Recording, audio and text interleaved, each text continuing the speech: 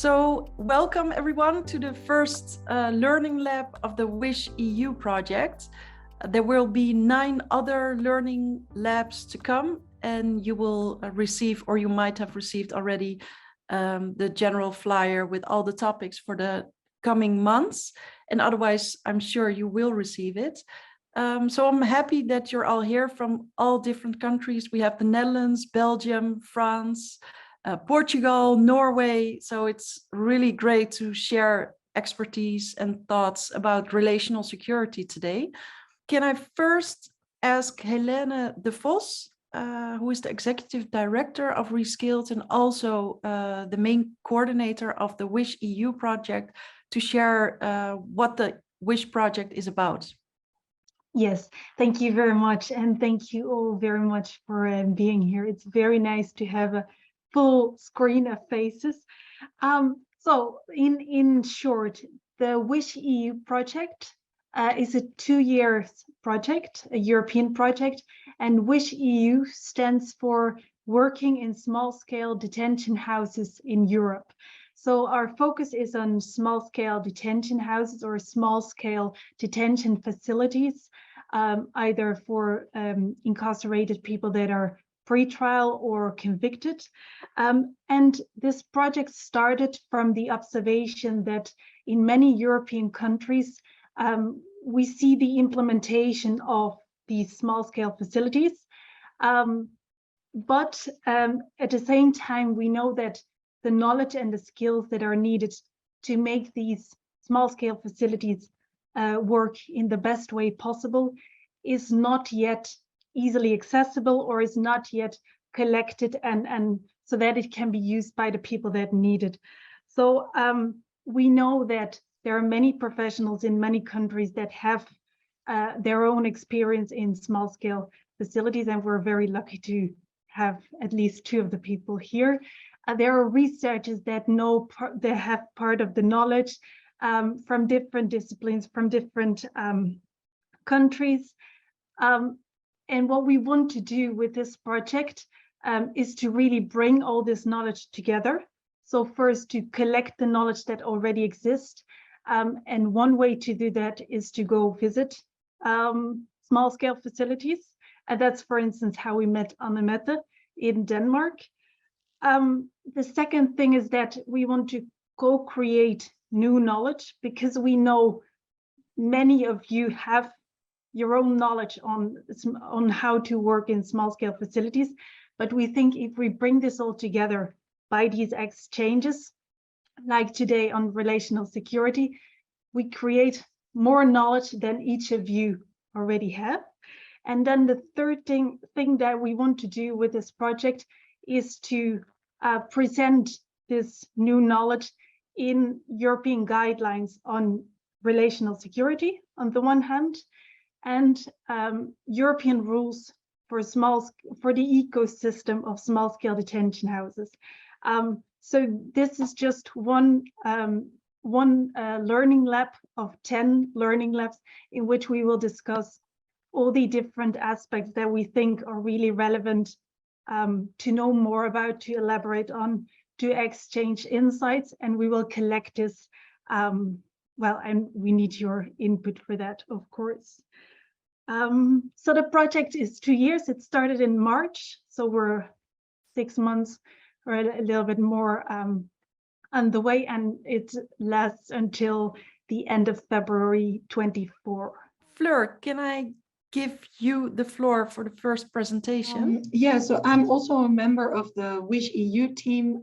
I will be working on getting all these documents written, which we're also really going to need all of your input as well. So great that you guys are here today. But I'm also doing a PhD on relational security. And before I want to talk about sort of what we did, I want to take you through the context that I conducted my research in, which is small-scale facilities in the Netherlands for young people. I put some pictures here because I think pictures always show sort of the best way of how a facility might differ from a more traditional prison. So as you can see on the first picture, the house really blends in within the neighborhood. So I think that's a very important element. And I mean, I can talk about the facility for hours, but today I will only focus on the relational security aspect of it. But if you want to learn more about it, please don't hesitate to contact me. So in the Netherlands for young people, we are currently working on getting 5 facilities implemented. The one in Amsterdam has been running since 2016. And just to quickly take you through, they are small scale with 8 beds. They are local, so they're embedded in the community. They focus on continuing and building on protective factors, and they're very tailored. So the small scale really is a mean to really get to work towards a tailored approach. There's a high involvement of the young people and their network themselves, and they're really grounded in relational security. So as you saw on the pictures, there's no wires in front of the window they can open. There's no high walls around it. Really, relational security is on the basis of their security network, security framework. And so what we did, we've interviewed in 3 pilot facilities, we've interviewed staff, young people, and their network to see what is relational security in this context and how does it actually work. In doing that, we've distinguished 3 elements of security. I think just the aspect of security, you can have a very long discussion about what it actually entails. You can also, for example, think about, is there something like symbolic security? But to make it simple for this research, we distinguish the physical security, so the locks, the walls, procedural security, all the rules and regulations, and relational security. And as I said, what I think is sort of unique about this research, and if you ask me, we need a lot more of it, is that it's really focused on a setting where relational security was the basis. So obviously there is a lot of research done on relational security, or sometimes referred to as dynamic security, but it often comes from settings where there is still an over-reliance or a strong reliance on more physical and procedural matters. And as a young person said, being safe is not about the building, it's about the people around me. So what is relational security according to young people, professionals, and their parents? Well, we distinguish 3 elements that together make relational security and make an effective way of establishing a secure and safe environment. So I will go into each of them. First of all, the core attitude of the professional working in the setting, which is based very much on connecting and attuning to the individual young person, their logic and context. So it's really about looking each individual, knowing a lot about that individual, but also try to put yourself in their shoes and really look at, okay, so how do they view the world? And how can I then best attend to their needs in providing a safe and secure environment? They've also mentioned some other elements that I guess you could also see as sort of a form of care, but they specifically said within the interviews that this also very much contributes to safety and security. I won't go into much detail, but obviously if you want to know more, so it's providing a loving and welcome environment. It's about being sincere, it's about empowering. It's also about being a role model, so practice what you preach as a professional, and respectful personal boundaries. And it's not as much the boundaries set by the rules and regulations, but it's also about the personal boundaries, because if you work from relational security, also the person behind the professional comes more to the forefront. So you also need to work with how sort of professional boundaries, norms, and values, which differ between individuals, just as in a normal society. So that's also what they said. I mean, we can teach young people to deal with that in a setting like this, but you really need to work with staff how they can sort of work with their professional boundaries, norms, and values, and how they can safely set them, and also talk to young people that indeed one professional might say you can do something and the other one says you can't. And it's also about respecting the personal boundaries of young people. They said it's so very much important if you want to establish safety and security. Of course, they understand that professionals are there and they sometimes need to be on top of things. But they also said it's sometimes so important to just leave them. And if they're very heightened in emotions, sometimes it's also just the best thing to do to back off as a professional and just let them be. And because the sort of more physical security measures, for example, young people had their own key during the day to move around internally. So that also very much allowed them to then withdraw a bit and find their own personal space if they needed. So that's the first element of relational security. And I've included some quotes, and I won't read them out loud, but I think we will share this presentation and then you can just have a look at them. But we've asked this professional that safety is very complex. And he just said, I mean, we can establish a safe and secure environment because we actually show them that we care and that we want to invest in them. And that's also what does not make them escape. So young people, for example, traveled to their work or school in the community by themselves. And they've actually stated, well, we come back because it's actually not as bad to be here.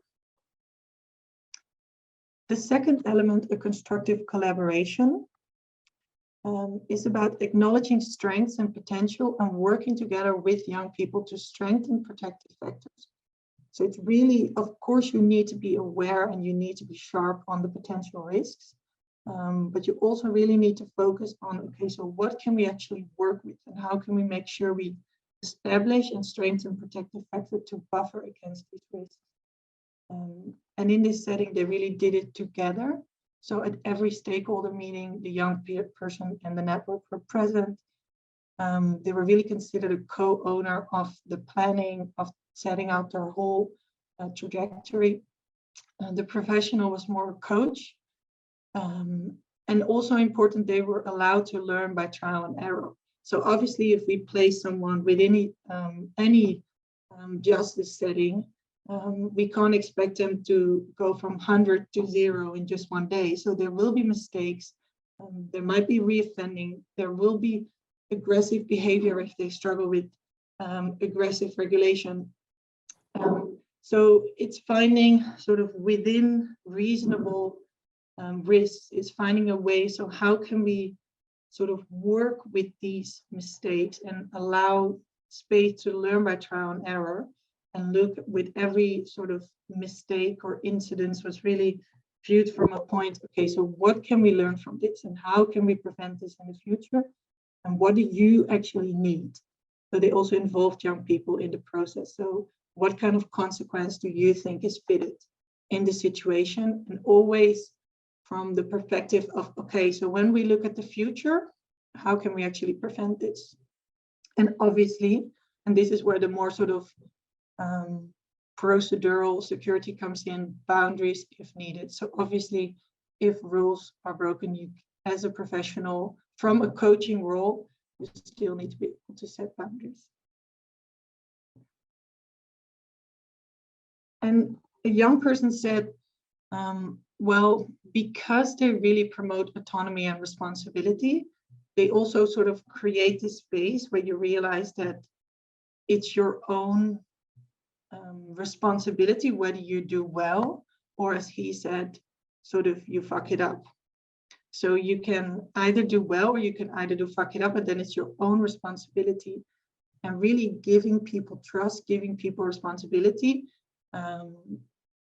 as this sort of what really came in this research is if you do that, they're also more inclined to take that responsibility, instead of if you really try to limit people's autonomy and responsibility, they're more likely to, yeah, I guess, what is the right word?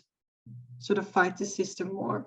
And then also if something bad happens, it's never your own responsibility. And also what young people said a lot in the interviews and parents is that because they were really involved in sort of the planning and decision making, they were also a lot more focused on themselves instead of group dynamics. Then the final one, being present, it's very much sort of an open door, but it's an important one. So it's about being present. It's about not sitting behind a desk in a room for staff, but it's about being present on the floor, and obviously from a positive attitude.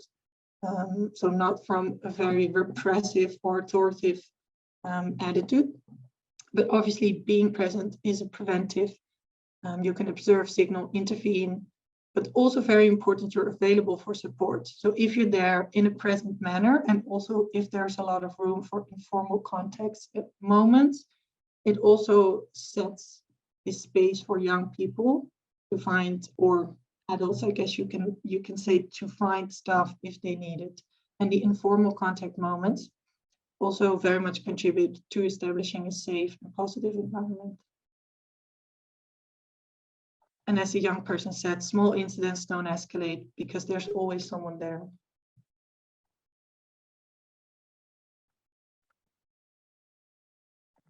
And also staff said we're available for young people, and they experience that we generally enjoy working with them and doing things together.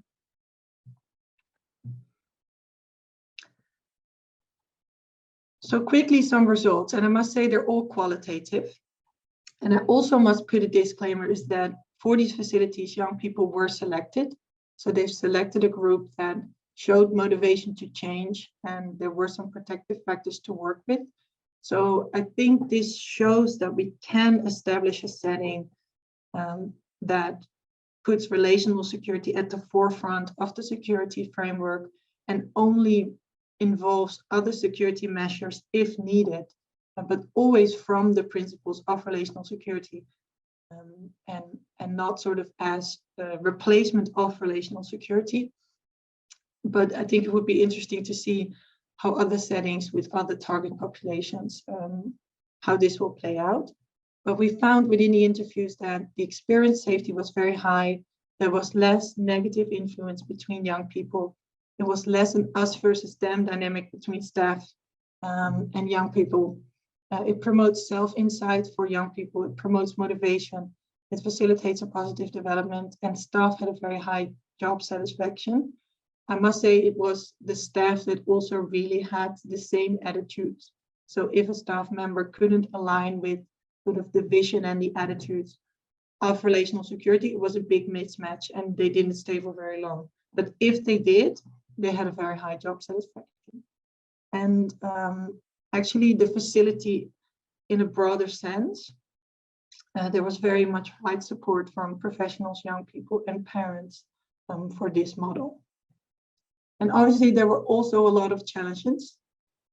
So it's not a quick fix, it's not easy. We're also struggling in the Netherlands to get them implemented very well, but obviously there is a lot of potential. So to end with, I think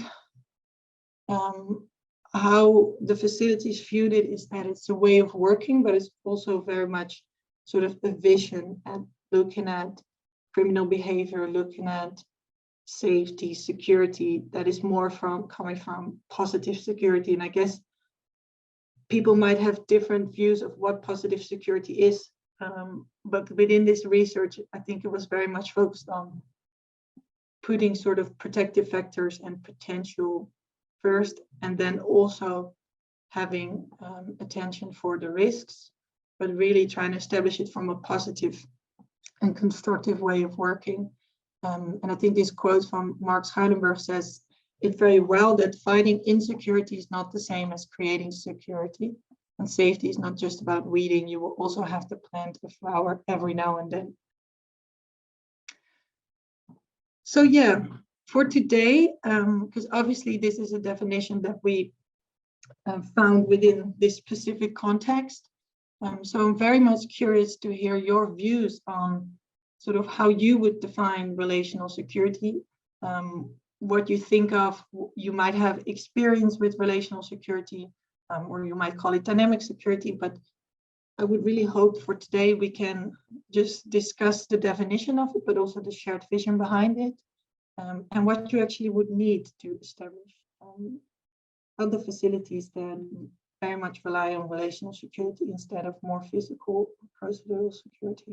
Can I first ask Anna Mette to maybe respond on the presentation of Fleur? We have had several studies where we were the subject as well, the PhDs and all that. And I can recognize actually quite a lot of what the results from this study that Fleur did, and definitely some of the main things that I think is important on this issue is that to create this ownership for not just young people, but in general for the people working there and for the people who are staying in the house, because that makes that sort of gives the right earth, so to speak, to actually create this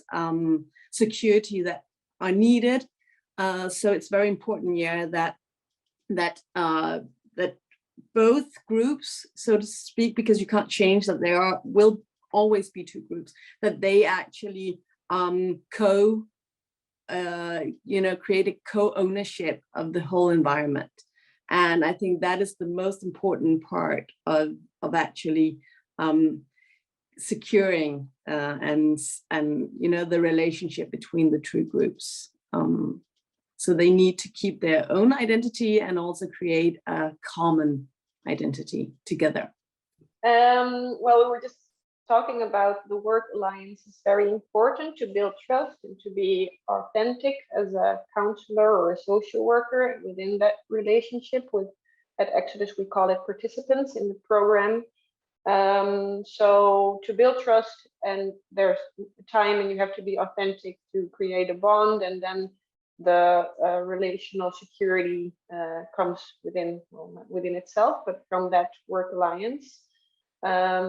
And also that it's important to talk a lot within the teams about relational security means coming closer to the person, but it doesn't mean we don't take into consideration the risks that are there. I mean, they did something what's against the law, but yeah, to always stay talking about that within the teams. Have training constantly about that. It's important to stay focused on the path that you're walking with someone. So there were a few things. Of course, the thing about identity that Anne-Mette just mentioned was important. I think another thing that was mentioned in the discussion several times was time. That you need time to establish the relationship, both in the duration of the stay, so that you cannot expect these good relationships to work in 1 week, but that you need a bit longer to really build on it, but also in the day. So have time to eat together as staff and as incarcerated people, take time to talk. This was something. And then the link was made by Valérian between relational security and desistance. So that through this relationship or relational security, you create co-producers or co-owners of this security. And that, if I understood correctly, people become co-owners of the security. So it becomes something that is something of everyone and not something to attack, which might be different for other types of security. And then one other thing that I wrote down was that relational security is probably basically about flipping the perspective. The focus is no longer on the institute and the rules and everything there, but really on the individual and the evolution of the growth of the individual through relationships. Like all the things that have been said before, very interesting points. And I guess a question here relates a bit to the time thing that you've also mentioned, Helena, like how do you actually establish a collaborative relationship, and especially with people within the justice system, that can take a lot of time for them to trust you, because usually they look at you and they think, oh, another one trying to like help me change my life. And I think with the facility in Amsterdam, people stayed for an average of 5 weeks. So they really had to move quickly. So we've talked a bit about that, and someone asked a question about this. But first, it was a lot more a functional collaboration. So staff didn't have sort of they didn't think that they could establish a very like relationship based on great trust. But I guess you can always establish a constructive and positive, more functional collaboration. Okay, so you discuss with the young people what's in it for you, what's in it for me, and how can we make an agreement based on that. So I guess you can always start with that, even if you have very little time. And I guess just having a positive attitude always helps to establish some sort of positive relationship. And maybe to add to that I guess the mindset is, we talked about a bit about what would be essential as a first step, and yeah, someone said that the mindset is the most important first step. So I guess it's indeed about flipping a perspective and just having a different mindset, a different vision. Yeah, we've also talked about, like, this is obviously focused on young people. So what would it look like for adults? Would you have the same running definition? And also for girls. So for example, girls have different needs for women in establishing a relational security.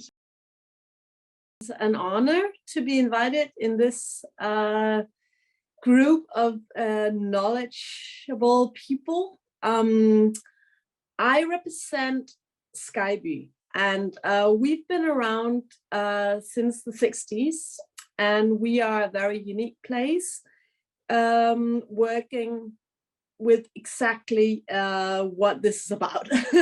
We're a halfway house, and I have to apologize on beforehand, because normally I do a lot of we have a lot of visits in Denmark. Skyby is located in the second largest city in Denmark, Aarhus. And since the 60s, we've had a lot of visits. We've participated in a lot of projects, studies, a lot. And normally we are the ones who are inviting people, or anyway, people are coming to see our facility. So first of all, I would actually just talk about 4 signature things that actually defines what Skyby is about, and how we work with this relational security, and how we actually over the years have created this unique environment that we have. First of all, I want to talk about the procedure for how we actually, because that is a key word in how to create this relational security. That is actually the procedure, how we accept people in our house, in Skyby. And mostly we do that by thinning the group of people who are with us. The thinning is a principle that we have had from the beginning, which means that we bring people together who are different. And the thinning is that we have people who are doing time, but we also have a group of normal students living with us. So that is the first thinning that we do, to make sure that we have an environment where people have more difficulties creating subcultures, because that is not good to create a secure environment if you have small groups created within the facility. So we would like to keep as much a very an environment where people are different.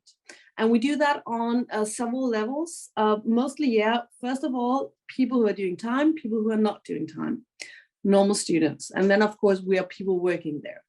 So to actually address what we've heard just before, them and us. We have a third element that thins this out. So it is not, for me as a working there, it's not just them or us. I always have this third group I have to consider it when I talk, when I work, when I integrate with everyone. So the thinning also comes down to gender, type of crime you've committed, age, and ethnicity, you know, whether you're true Danish or have some bringing something in from other cultures. We also diverse on we thin on religion, everything. So that is one of the things that are very important in our procedure on who we are admitting into the house. So that is our focus, create a diverse environment. And then we also make sure that to get admitted into the house, they stay the night beforehand. So you are admitted into the house by visiting us. First of all, you have an interview with us. You have a group meeting where you meet the other people staying in the house, where you are accepted into the group. And also you eat with us and you stay the night, so that we have a span of time actually to create or lay the grounds for a good relationship to build on. So that is the first thing I would mention, was this, that we are very focused on our procedure, how we accept people into the house. The next thing is that we have some key principles that we actually work with. And one of them is that we create confusion, which means that they are not supposed to exactly,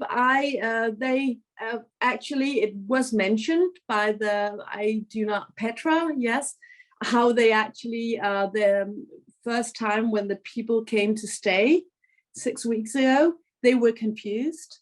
And that is exactly what we keep on doing all the time. So they are expected to have either a yes or a no from me, but I ask them, what do you think?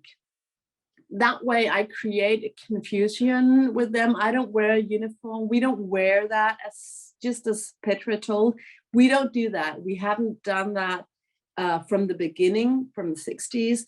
There are no artificial artifacts that signals that this is actually a part of the prison and probation service, which means that we create an environment that confuses people. So actually, when you come and visit us, you will not be able to spot immediately what we are, who's working there, who's staying there, who's cooking, who's actually who in the house. And that is very important for the security as well, because that means that we have this environment that is not so obvious to anyone from the outside, but also within. But people who know who's working there,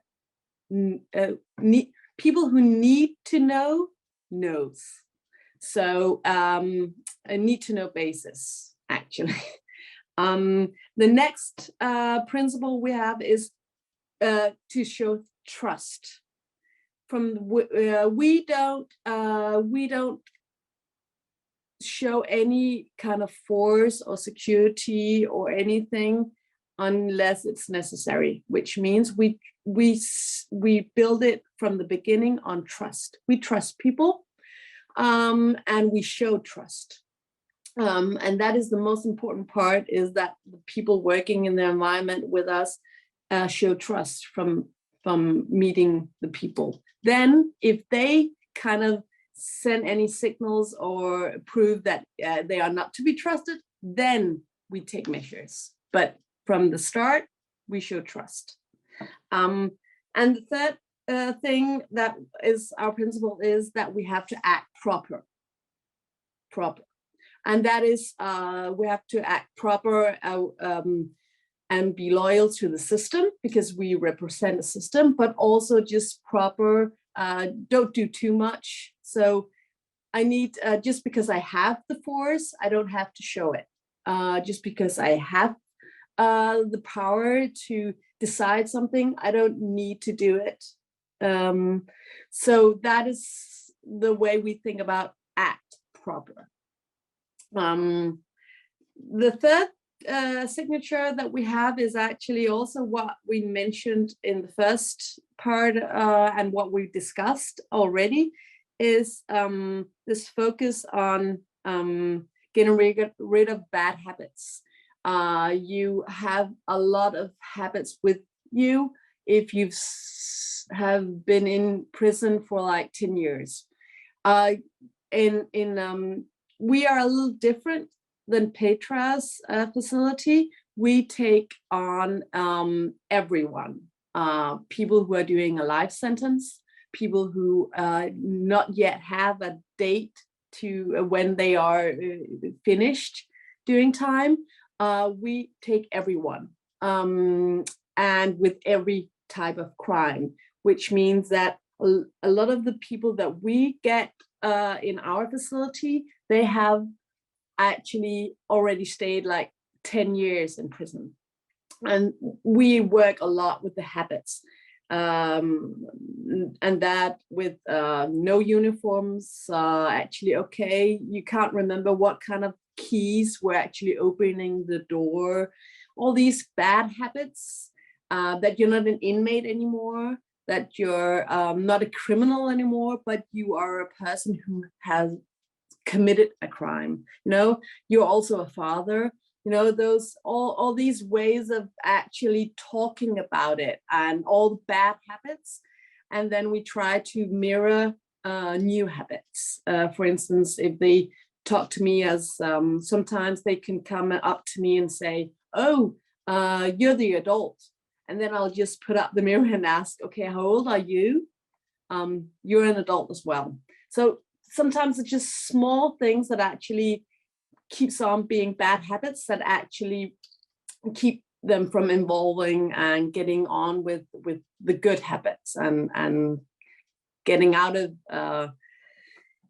this lock that they're actually in because of all the 10 years they've been in prison. And then the last thing I would like to mention is that, and we've discussed this as well, is this less is more, actually.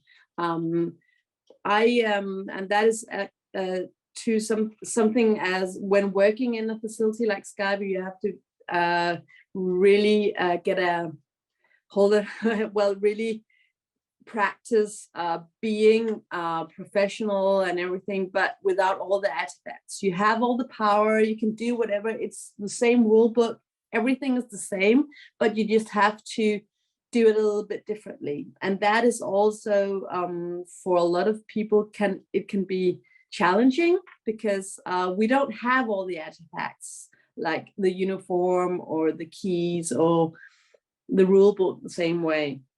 Because one of the most important, the easiest ways for people, not just people who are doing time, but also people who are working in the environment, is actually just to say yes or no. Keep it simple. But that is not normal. It's not normal to go that people actually serve you a dinner plate every night, or everybody comes and our prison guard comes and opens the door at 7 o'clock in the morning.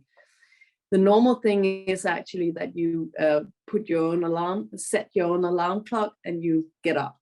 You know, so all these bad habits, we do that with showing less and doing less. We don't cook for people, they cook themselves. So we do a lot of, we are only just, putting the framework up for them to actually interact with each other and develop some kind of normal lifestyle. How do you support staff? Because your group is very diverse. We often get the question, if you have detention houses, what is your target group? So it's very nice to hear that you're saying like there is no target group. We it's just like society. But is there so how do you support staff into dealing with different age group maybe, yeah, and train people as well in advance before they start working? Yes. On this topic, we are very, very unique. I've been working in the facility Skyby for now 8 years, and I'm the last one actually starting there. So most of my colleagues have been working there for over 30 years, which means that we don't have a lot of change. So our actually, so it's kind of a culture that's just evolved. So if you come and work with, I've learned by doing. That's how we are taught. That is fragile, but that is also one of our strengths. And this 1st of November, we will get 2 new colleagues. And the most important part of it all is for us to teach them how to work in our special environment.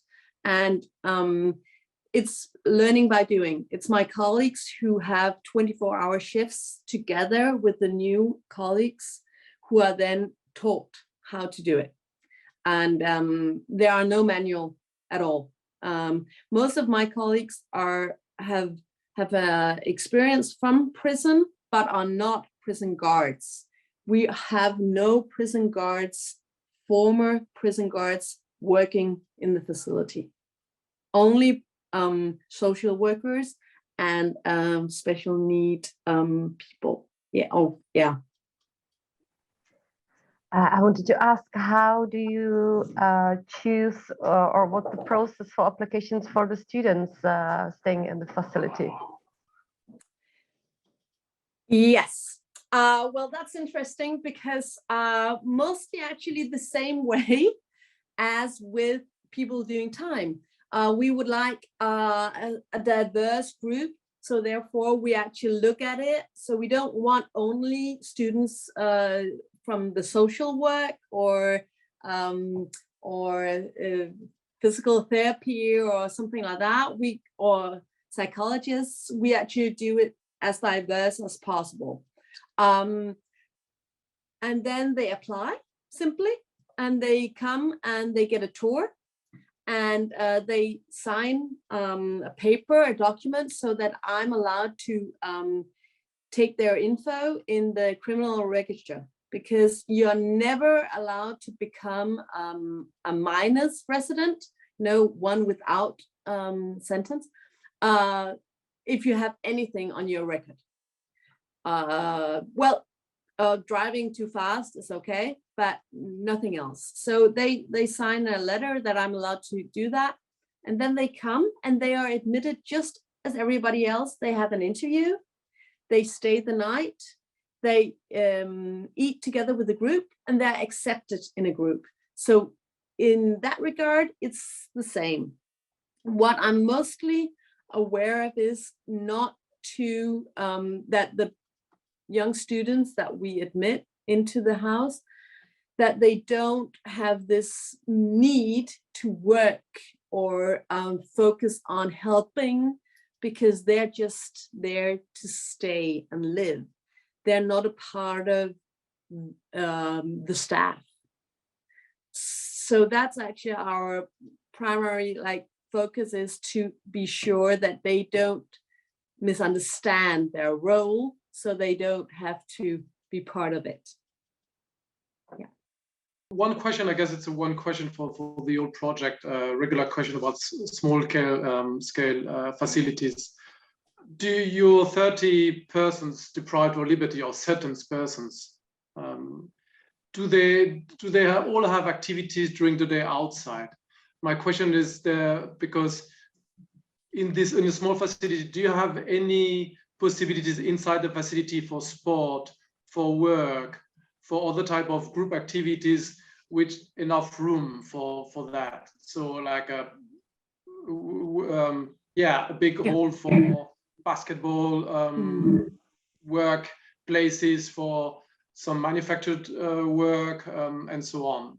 Or do they spend the whole time during the day outside and they're only there on the evening and during the weekend for talking with each other, sleeping and having some cooking?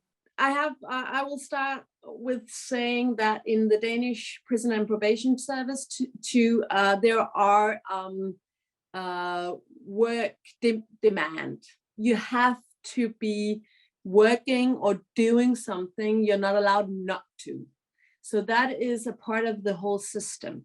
So you cannot be admitted to our place if you don't have something to do, whether go to school, or take care of your own children, or work, or you can have a special need to actually be activated within our facility because you have some blocking, or your health or your age or something for security matters. For instance, if you've been 10 years in a closed facility, you have to get a hang of it before we send you out into the school system or working force or something like that.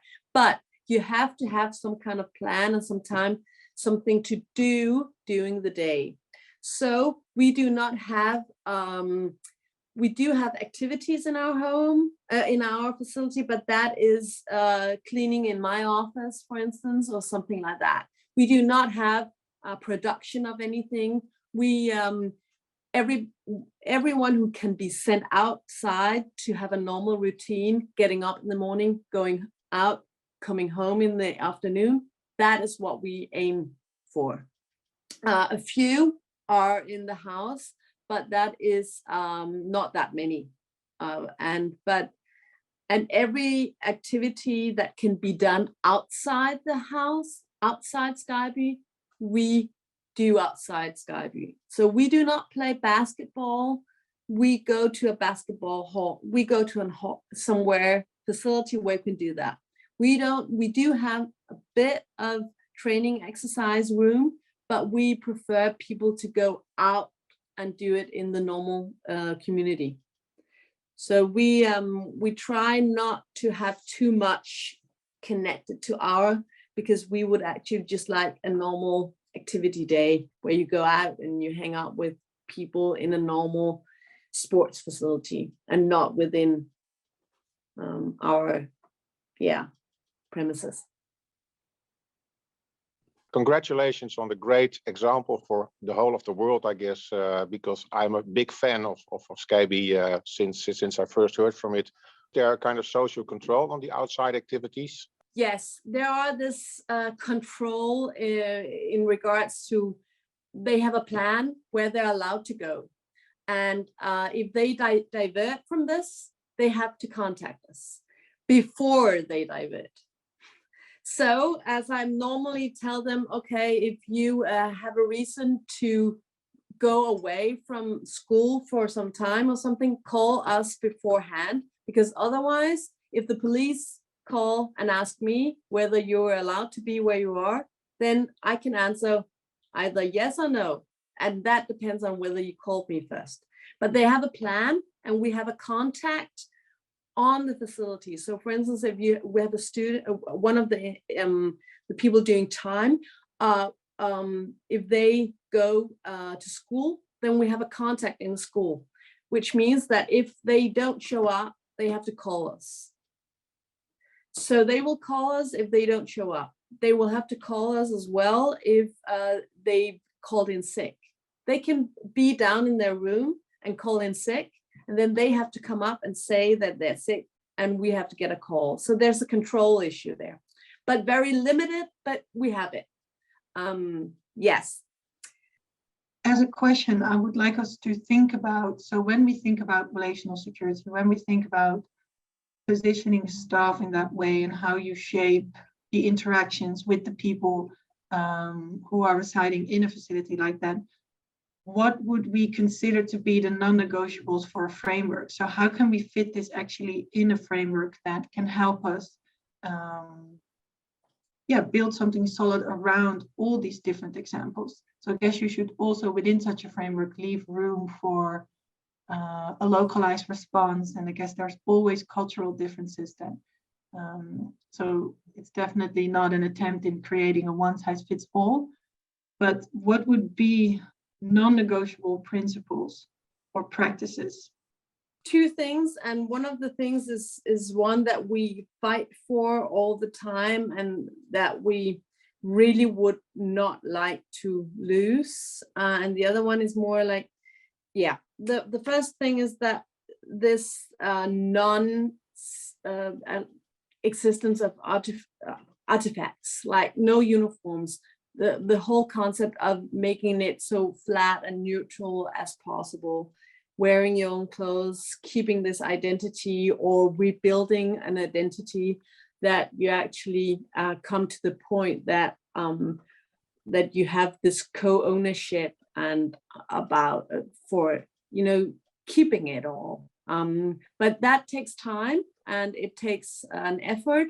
But of course, that is the main goal, is that if we look too much like a facility you came from, then there's no reason for you to act differently if you are in a facility that looks and feels like what you just came from.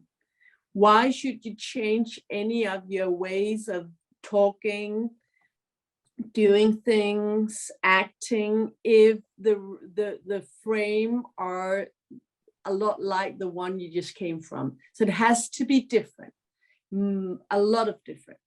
But still the same rules, we have the same book, we do the same things. And then it needs to be a part of a pipeline where it is different. The main thing you're not allowed to take away from people is hope, which means that you can always go to a better place, but you can also go to a place that's worse, which means that it's this I don't know how to pronounce it, but the facilities needs to be different in a system, in a justice system or on a prison and probation service. There's need to be a hope for everyone who's sitting in the closed facility, that they can always go to an open facility, a more open facility, go home with an electronic link. So this thing, if there's not, if it's too alike, then you can't change people. So it has to be the surroundings, the framework needs to be different as well. And then for us in Skyby, of course, one of the main things that we really need to keep is that we have a group that are, you know, the students. And the whole reason for that, it's not so much how many, it's more just the thought of there being somebody who is not them or us. That makes the dynamic, the people in between each other, because I will, with time, I will change in my addressing, in my how I do things, if it's only them and us. So it really means something for us that we have a third group that brings this dynamic into it. And definitely for the people who are doing time, because they're used to this very straightforward, them or us. Otherwise, either you're in my group or you're in the other group. And then they are presented with this third group that they can't really, and that's the confusion, the main confusion. No, so, but that's something unique to our place, that we would really, that is a must. We cannot lose that one. I'm curious about Petra, how you are the non-negotiables for you when it comes to relational security or relationships, maybe? I was thinking about all the things that Anna just mentioned, and I see that there are lots of similarities with how we are trying to establish this. For us, it's the main difficult thing where we are working on now is the culture of the non-violent and human behavior we have to establish that with our staff members, because we only entered with 2 residents, and then the day after there came a 3rd one and a 4th one. So we are trying very low basic now with our staff members to create that good environment of normal behavior and human behavior, not the kind of differences you always notice in a prison environment. So for us, it's very important that they are treated as normal people, and they act like normal people. So what already was said, the act, how did you mention that? Act proper. So this is a thing that we are starting now, and we try to have all the staff members around to do that on the same level. That's a very important thing for us. Also, what is very important that the people are forced to create, or forced is not a good word, but they are encouraged to create a new future without based on the good lives model, based on what they want to achieve and where they are motivated for, and not only the normal conditions you have from the court when you are released. So we really want them to create their own conditions, so they are motivated to keep it ongoing. So that that good lives inspiration for us is very important, because otherwise you don't work with motivated people. You work with an external motivation, but not with an internal motivation. So that's also something that is really important. I actually wanted to ask something, if it is, or how important it is to have a drug-free environment, because I've done observations in a Norwegian prison, which was very much focused on having a drug-free environment with drug tests, but also drug rehabilitation. And there it was very important to build trust, or at least the incarcerated people would say it's so much easier to trust the others if you know they're also drug-free. But that, of course, also come with drug tests, which you might want to limit to the minimum. So I'm wondering, well, it's a question to everyone who has ideas about this. I'm wondering how important this would be for relational security, or for the success of relational security. I think that and a lot of other things with creating the right environment is actually to develop people to, and it's, this ownership, because what you love, you will protect, actually. So if you really, and that is just, if you want an environment where you don't have these drug problems, because they are there, but they're very protective towards each other, but also towards the place, because they know if this, for instance, in our facility, if it gets too much into trouble, if it ends up on the front page, or if there's too many problems with our facility, we will lose it. So what we try a lot, and what we feel we can actually trust them on, is that they will protect us. They will protect the place. And where I really notice it is within this, with the drug problems, partially, but also when we have visits. I do try to have some of the residents to do the show and tell, and to participate, because, and they are proud, and they talk about it, and they explain, and they really do a lot to promote and to make sure that we are shown from the best side of things, and that is as well that they protect each other, they protect the house, which means they actually come and tell us when there's a big problem, and that is actually the change of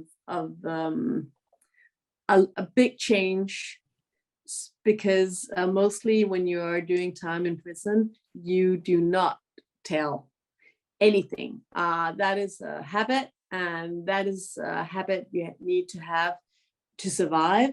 And that is one of the main focus is actually to over time get the shoulders down, start to trust, and then start to have this feeling of protect what is actually has a meaning to you, which having a clean house. So yes, we do have the control with the test and all that, but the main security is actually the trust between the personnel, the colleagues, and all the people in the house. When they tell us, okay, now he's way off, he's not responding or something, and then we can take action. Of course, it takes time. And as a restorative justice innovator, I'd like to stress the importance of restorative justice and, well, restorative detention, if any. There might be a connection between relational security and restorative ways to deal with difficulties, even in the culture and in the organization of a small-scale facility, I guess, because it's practice what you preach. And I guess, but it's remarked, the key might be in the interactive. Fleur, you mentioned being present. And a lot of you said conflicts never happen, but that's the ideal word. I guess there are always conflicts, and it's the question how to deal with it. To be an example as a professional or cohabitant, and to do it together with the inhabitants in a very restorative way. So I guess for me the only thing to have a positive environment in the good lives and in the strength-based approach is really in the magic of restorative approaches. So I would really stress to take attention, to take note of these restorative approaches that are already done in some of the facilities that we are talking about. So that's my remark. Yeah, well, thank you, Gert-Jan, and I think a very valid point. And to answer your question, I think relational security and restorative justice are very much intertwined. And I think there are many concepts like the work alliance or that sort of have a different name, but underlying it very, very similar guiding principles. And so I think there is much overlap. And I would agree that it should be a non-negotiable. It was a very inspiring session. Yeah, so to sum it up, that's always a challenging thing to do, I guess. But yeah, I mean, all the things you said, everyone, the questions that you asked, I guess they were really valuable input in sort of thinking about these concepts and also bringing them back to practice. So what does it actually mean? Because it sounds very good on paper, but obviously you have to do it in a very complex daily reality with humans involved, and that's always a complex thing, and it's always more complex than having very nice definitions on paper. And also the non-negotiables that you guys put forward. I mean, it's nice that with a lot of these facilities, there's so much overlap. So this is obviously the first session, but it's, I guess, a very nice one that at least inspired me even more into working towards getting these guidelines and these rules written down together with all of you. I will just say it from the project point of view. So we will organize 10 sessions, and each session is on a different topic, and each session the topic is related to detention houses. So sometimes there's an overlap in what we discuss, but later on it's about work, architecture, sustainability, technology. So we will discuss several topics concerning and related to a small-scale detention house, small-scale facility. So it's based on all these different type of examples. And after each session, we will write a chapter or a short article, or at least we will write about the topic, so relational security, and we will share it. And after 10 sessions, we will have 10 chapters about these topics. And the idea is that this will be translated into European rules for small-scale detention houses and also European guidelines on relational security, which hopefully organizations that want to create a small-scale detention house in their country, or an example like Denmark, or maybe in Denmark or different countries, that they have a baseline of how to do it.